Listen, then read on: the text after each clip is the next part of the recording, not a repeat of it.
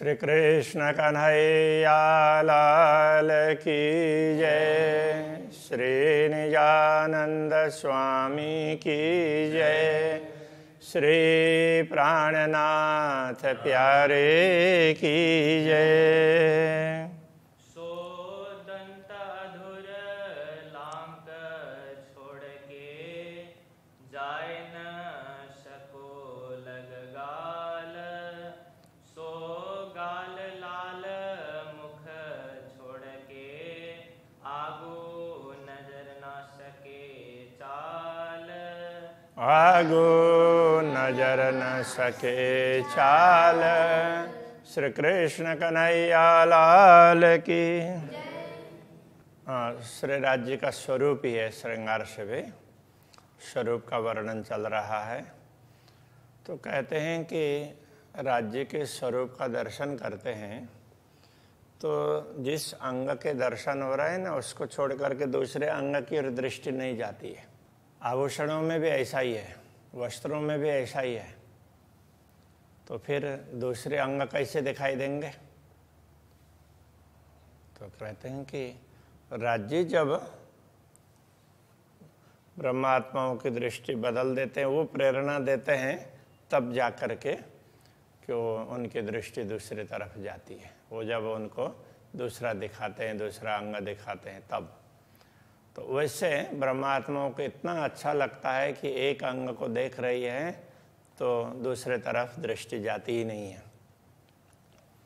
मुख नासिका देखत आशिक, मुख और नासिका को देख करके आशिक अनुरागिणी आत्माएं सुंदर शोभा अत्यंत उनकी अति सुंदर शोभा को देख करके नेत्र बीच ललाट तिलक आशिक याई सो जीवत।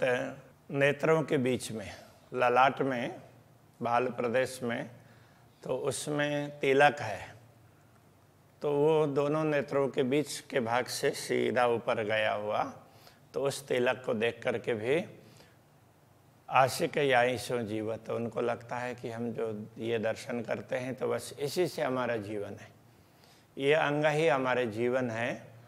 तो एक एक अंग का दर्शन करती है तो उससे उनको लगता है कि और ज़्यादा शक्ति का संचार हुआ है और आनंदित होती है।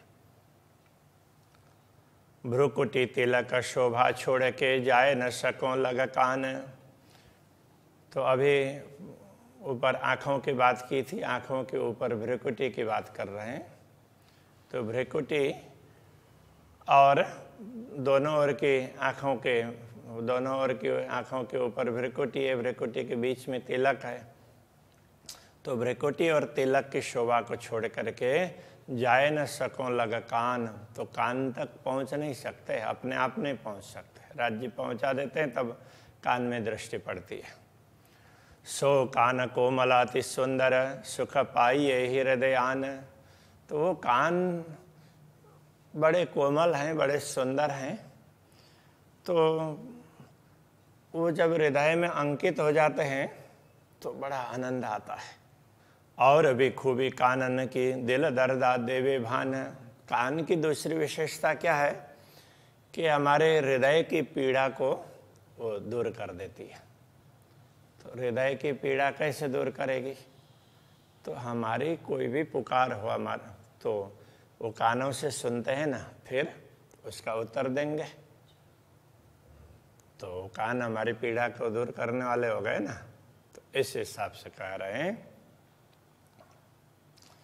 जाको कहे ले पड़ उत्तर कोई न सुख इन समान।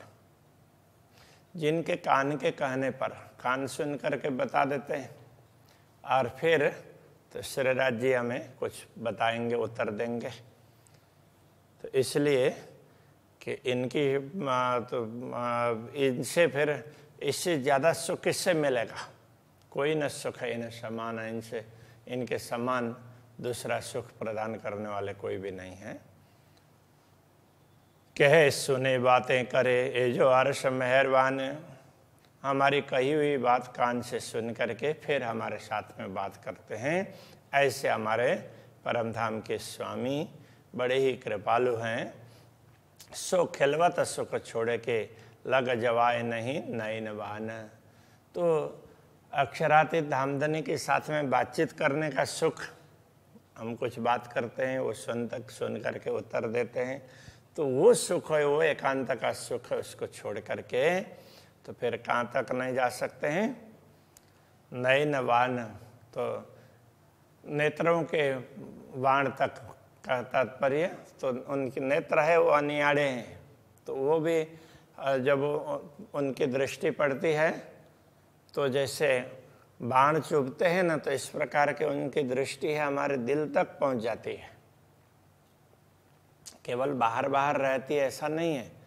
तो जब अक्षरातीत धामधनी की दृष्टि हमारे शरीर में पड़ती है तो दिल तक पहुंचती है, फिर रोम रोम में वो छा जाती है, क्योंकि उनके दर्शन करते ही उनकी दृष्टि हमारे अंदर पहुंचती है तो शरीर में एक अलग प्रकार के आनंद का संचार होता है।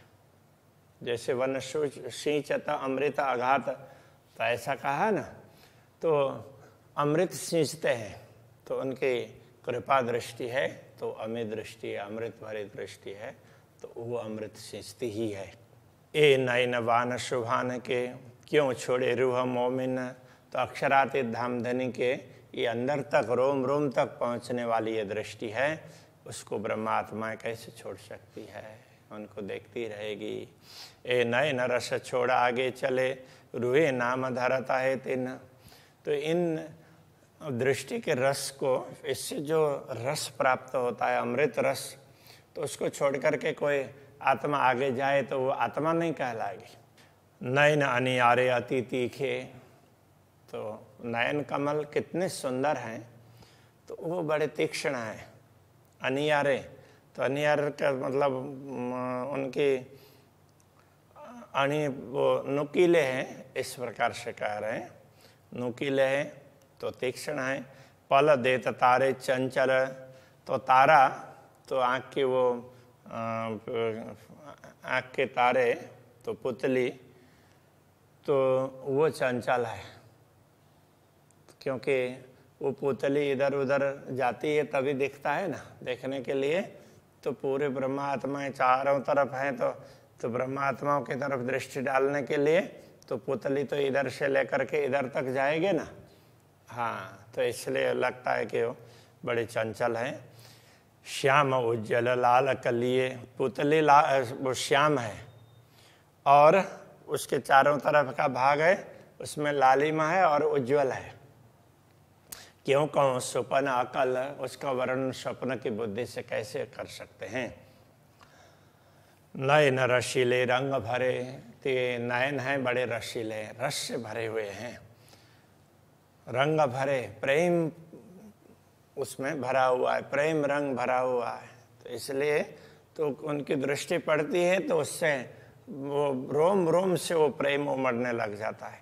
खींचत बंके मरोरा, तो वो टेढ़ी करके जैसे खींचते हैं, तो जैसे बाण चलाते हो धनुष ऐसे पतंचा खींच करके, तो ऐसे तो वो देते हैं, तो अंदर तक उनकी दृष्टि पहुंच जाती है, तो चुभ जाती है, तो वो कहना चाह रहे हैं। तो उसके लिए ये वर्णन की एक शैली है।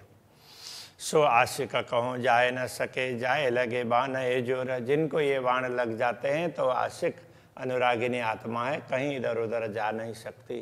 कहने का तात्पर्य अक्षरातीत धामधनी की कृपा दृष्टि जिन पर पड़ती है तो वो ब्रह्मात्मा देखती ही रहती है, तो उनके दर्शन करते रहते, उनकी दृष्टि इधर उधर जाती ही नहीं है।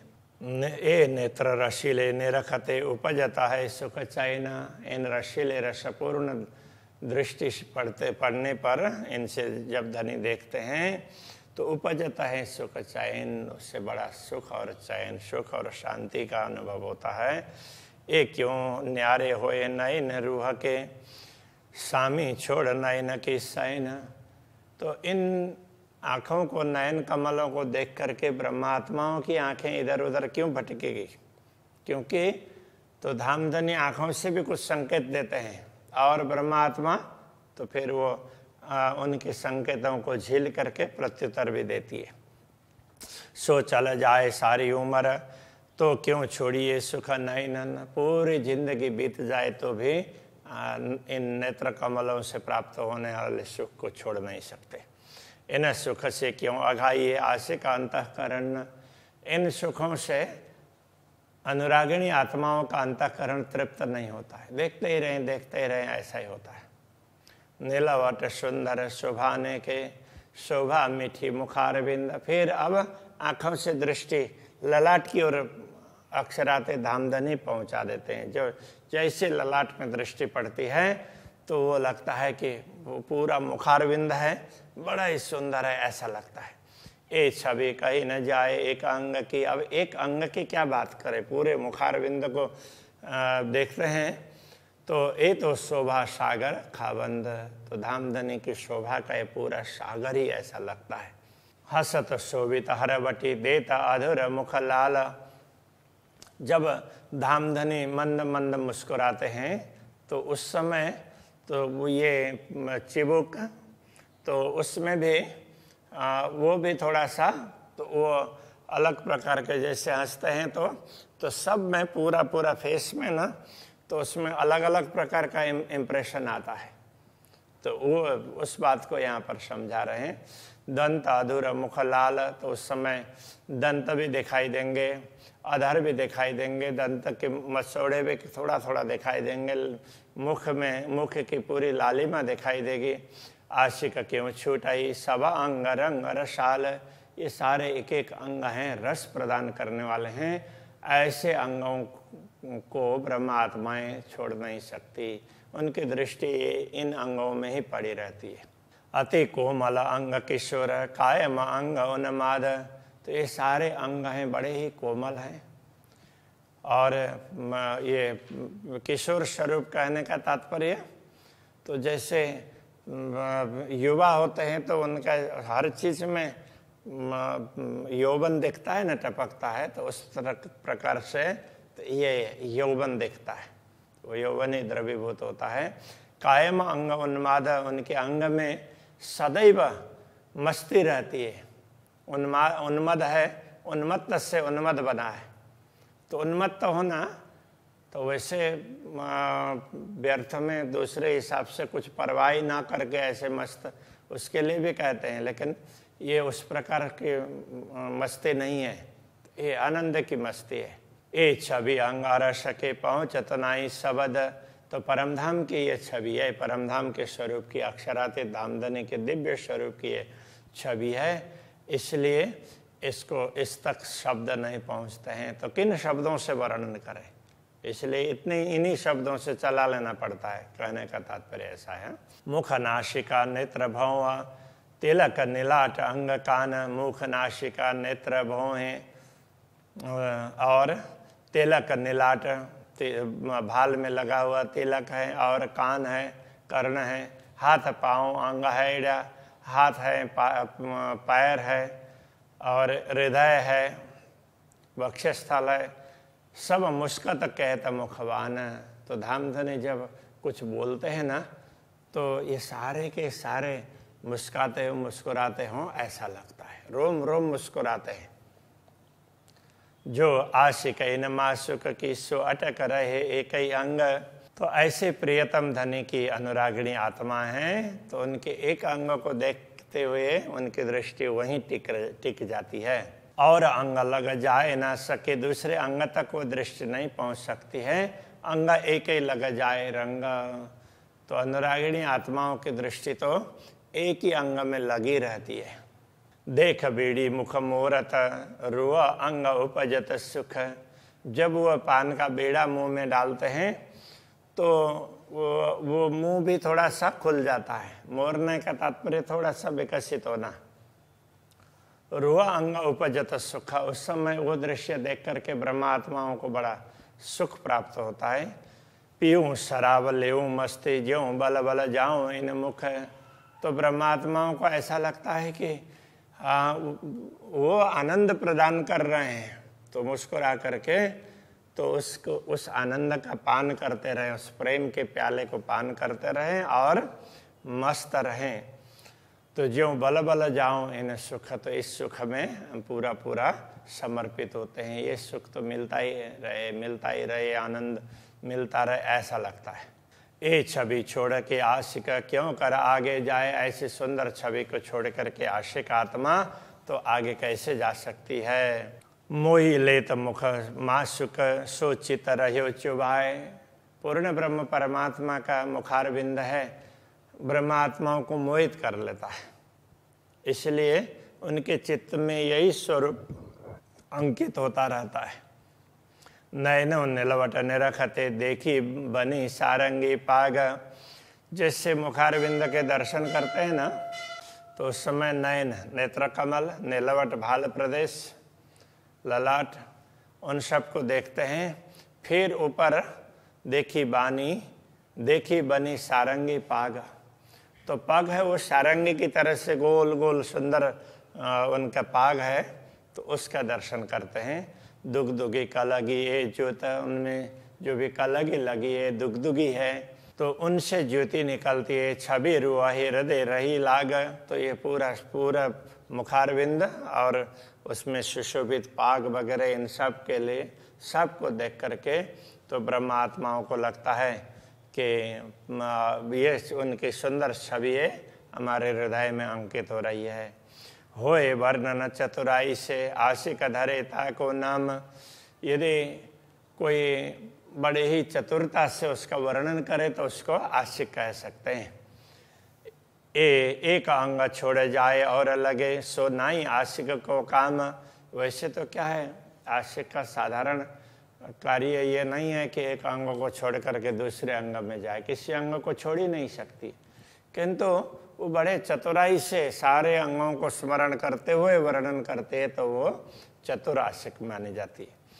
आशिक कहिए हक की जो लग रहे एक ही ठौर है, कि अनुरागिणी आत्मा तो वही कहलाती है जो जिस अंग को देख रही है उसी में ही उनकी दृष्टि एकटक लगी हुई हो, उसी में वो देख रही हो। आशिक ऐसी चाहिए जो ले न सके अंग और। आशिक को तो ऐसा ही होना चाहिए कि जो एक अंग को देख रही हैं तो फिर वहाँ से उनकी दृष्टि हटे ही नहीं, तो ही ये अनुरागिणी कहलाती है। इन आशिक की नज़रों दिल एक ही हुआ सागर। इन ब्रह्मात्माओं की दृष्टि में तो ये अक्षराते धामधनी का स्वरूप है, तो यही उनका सागर है, उनकी शोभा है, यही सागर है उनके दिल में। सो झीले याही सुख में निकसे नहीं क्यों कर। तो ऐसे स्वरूप के दर्शन करते करते उसी सागर में वो डुबकी मारती रहती है। वहाँ से वो दर्शन छोड़ करके इधर उधर जाती नहीं है, बाहर नहीं निकल सकती। तो शोभा सारे स्वरूप की क्यों कहे जुवाइन। मुखारविंद की शोभा इतनी सुंदर है, तो फिर पूरे शरीर की शोभा की बात कैसे करें इस जिह्वा से। लहरें नहरें पहुँचे आकाशलों। तो उनकी शोभा की लहरें हैं, तो वो तो नहरों की भांति पूरे आकाश में छा जाती है। और ठौर न कोई मोमिन, तो उनको छोड़ करके ब्रह्मात्माओं के लिए कोई दूसरा स्थान ही नहीं है। ब्रह्मात्मा तो उसी में अवगाहन करती रहती है। आशिक न लेवे दानाई पर ए दानाई हक। तो ब्रह्मात्मा कोई भी चतुराई करती ही नहीं है, किंतु जो भी चतुराई है तो एक अंग से लेकर दूसरे अंग को देखना, सारे अंगों का स्मरण करना, ये तो अक्षराते धामधनी चाहते हैं तभी होता है। इसका आपे पी वही औरों पिलावे वे शक। तो स्वयं भी प्रेम का पान करती है और मस्त रहती है, और दूसरों को भी प्रेम का पान करवा करके मस्त करवाती है। ये चतुराई हक की और हकई का इल्म, ये सब धामधनी की कुशलता के कारण चतुराई से ही होगा और उनके दिए हुए ज्ञान से ही हो संभव है। ए सुख न स्वरूप के देवे ए कसम। तो धामधनी के ऐसे अखंड स्वरूप का ये सुख है, उनके दर्शन का सुख है, वो धामधनी ही देते हैं। वो दर्शन करवाते हैं तब दर्शन होते हैं। इसलिए हमारा कर्तव्य है कि आत्मा को जागृत करना और उनके दर्शन के लिए प्रयत्न करना। दिखाना तो उनके हाथ में है, वो जैसे चाहेंगे उस हिसाब से दिखाएंगे। एक अंग देखने लायक हम हुए हैं तो एक अंग के दर्शन करवाएंगे, और सभी अंगों के लिए लायक हो गए हों तो दर्शन करवाएंगे, अथवा तो जिस प्रकार से भी हो तो उनको लगता है उस हिसाब से वो करवा सकते हैं, वो उनके अनुरूप ही होगा। इन स्वरूपों को वर्णन सो याही की चतुराई, इनका वर्णन तो वो उनकी दी हुई चतुराई से ही हो सकता है। या को आशिक जानिए जो इत ही रहे लपटाए, आशिक आत्मा तो अनुरागिणी आत्मा तो वही कहलाती है जो बस उसी में लिपटी रहती है का तात्पर्य। तो हमेशा अक्षरातीत धामधनी के स्वरूप को देखती रहती है, तो उनके दिल में भी वही बैठा है, रोम रोम में वही बैठा है, दृष्टि में वही बैठा है स्वरूप। तो हमेशा उनको वही लगता है कि अक्षरातीत धामधनी दिखाई देते हो। ए सुख इन स्वरूप को और आशिक यही आराम। तो ब्रह्मात्माओं को सुख इसी से ही प्राप्त होता है, उनको शांति भी इसी में मिलती है। जो लो इसका न आवई तो लो इल्म यही विश्राम। जब तक प्रेम प्रकट नहीं होता है तब तक ज्ञान से, तो ये इन्हीं में आत्मा इसी में विश्राम करती रहती है का तात्पर्य। इन स्वरूपों को जैसे बताया गया है उसके हिसाब से उसका चिंतन करती रहती है। जैसे प्रेम प्रकट होता है फिर दिखने लगता है, कहने का ये तात्पर्य है। इसलिए इसका कोई सुख और है और सुख इल्म। तो प्रेम का सुख अलग है और ज्ञान का सुख अलग है। ज्ञान से हम चितवनी कर सकते हैं, किंतु दर्शन है वो तो प्रेम से ही होगा। तो ध्यान वो प्रेम से ही सफल होता है। पर न्यारी बात आशिक की जिन जो देवे खसम। किंतु ब्रह्मात्माओं की बात तो इस सबसे भिन्न है। ये तो सामान्य कॉमन बात है।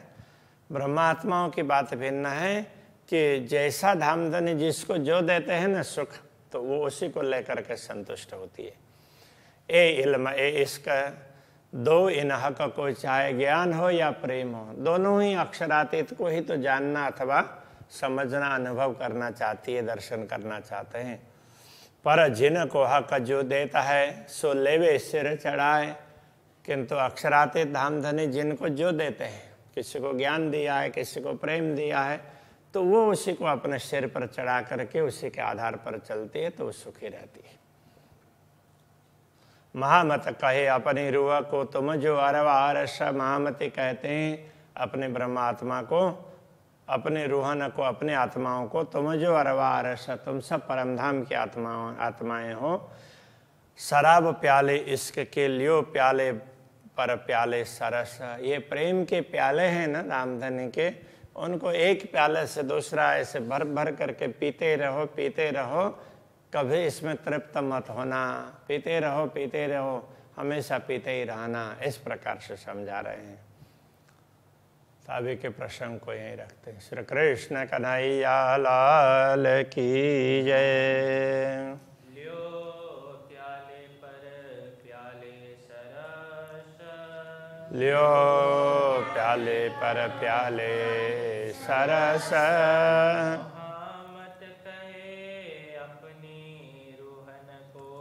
महामत कहे अपनी रूहन को।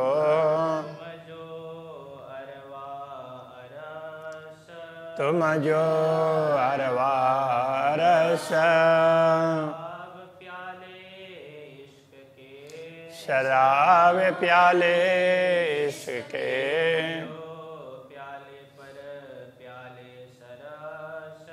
लियो प्याले पर प्याले सरस।